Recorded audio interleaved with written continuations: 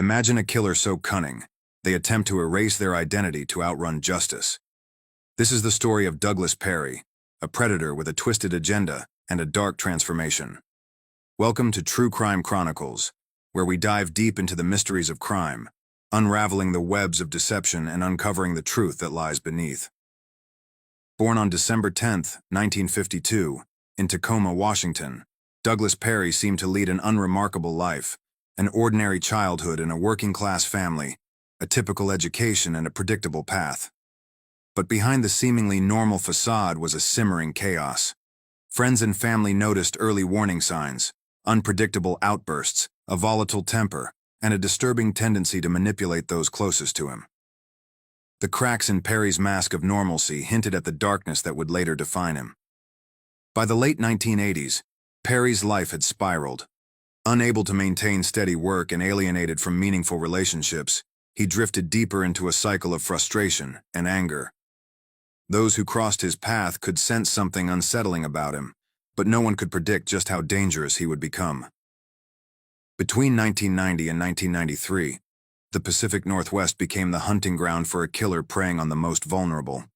Women living on society's margins, often involved in sex work. Their bodies were discovered in remote areas, lifeless and discarded like afterthoughts. The method of killing was strangulation, which was confirmed through forensic evidence and the state of the victim's remains. The victims were killed by strangulation, a method often linked to an exertion of control and dominance over the victim. Strangulation is a deeply personal method of killing, often involving direct physical contact, which in this case underscores Perry's need for power over his victims. After killing his victims, Perry would discard their bodies in remote areas around Spokane. This choice of location hindered the discovery of the victims and created significant challenges for investigators at the time. The remote disposal reflected an effort to hide the evidence and avoid immediate detection. The crimes left little physical evidence, and the transient lives of his victims made investigations painfully slow. Authorities were left chasing shadows, while families of the murdered women were left with questions and grief. The case went cold, seemingly doomed to remain unsolved. Years later, advancements in DNA technology were crucial in breaking the case. Investigators were able to link biological evidence left on the victims to Perry through a forensic DNA match in 2012.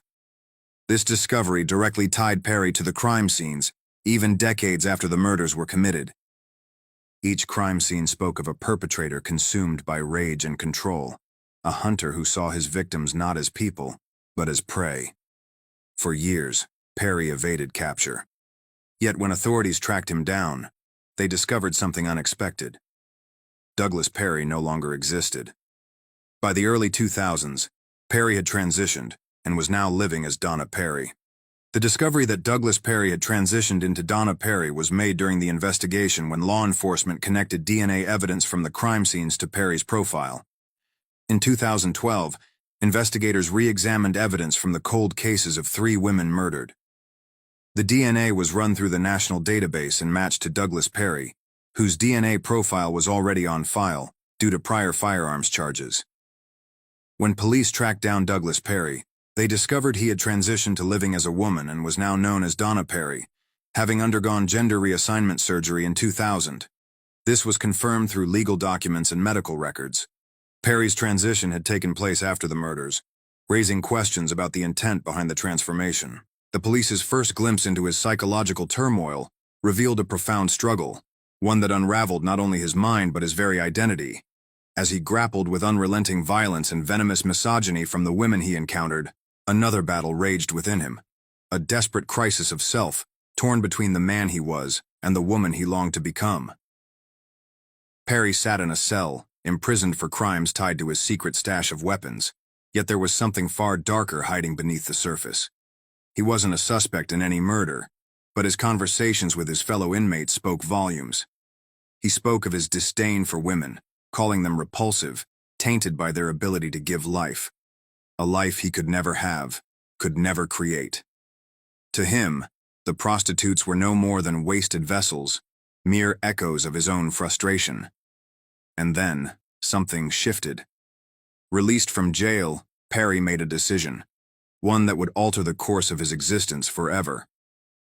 The man he had been no longer suited him. His life, as it had been, was no longer a path he was willing to walk. He sought a drastic transformation, one that would reshape everything.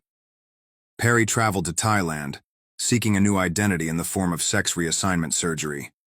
In the shadows of Thailand, a new persona was born. Douglas Perry became Donna Perry.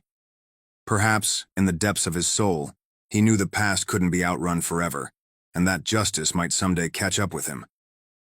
But in the quiet corners of his mind, Donna offered something else, an escape. The year 2000 marked the moment that Douglas Perry disappeared, lost to the world in a foreign land. Donna Perry, however, returned to the United States, an enigma wrapped in secrecy, leaving the murder squad chasing shadows. During the investigation and trial, Perry exhibited chilling behavior. One of the most shocking aspects of the case was Perry's claim that Douglas had committed the murders, not Donna. It was a startling attempt to distance herself from her past, framing her transition as a divide between two separate people. The courtroom was a theater of grim revelations. Witnesses painted a disturbing portrait of Perry's behavior. Forensic experts detailed the DNA evidence, and prosecutors built an airtight case linking Perry to the murders. Despite her claims, the jury saw through the narrative. In 2017, Donna Perry was convicted of 3 counts of first-degree murder and sentenced to life without parole. But this case is more than a tale of gruesome crimes. It's a chilling exploration of identity, morality, and justice. Donna Perry's attempt to hide behind her transformation was ultimately undone by the inescapable truth. No matter how far you run, no matter how much you change, the past will always find you. Douglas, Donna, Perry remains in prison, serving as a stark reminder of the lengths some will go to in their quest to escape accountability. The story forces us to confront uncomfortable questions about human nature, the boundaries of identity, and the enduring power of justice.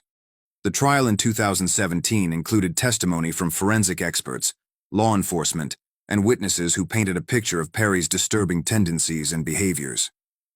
The evidence left no doubt about Perry's guilt.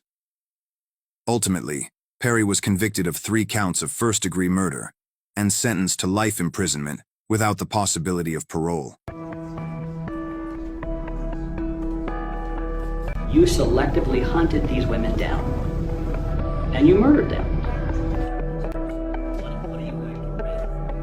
If stories like these captivate you, hit that subscribe button and join us at True Crime Chronicles, where we peel back the layers of the world's most perplexing cases.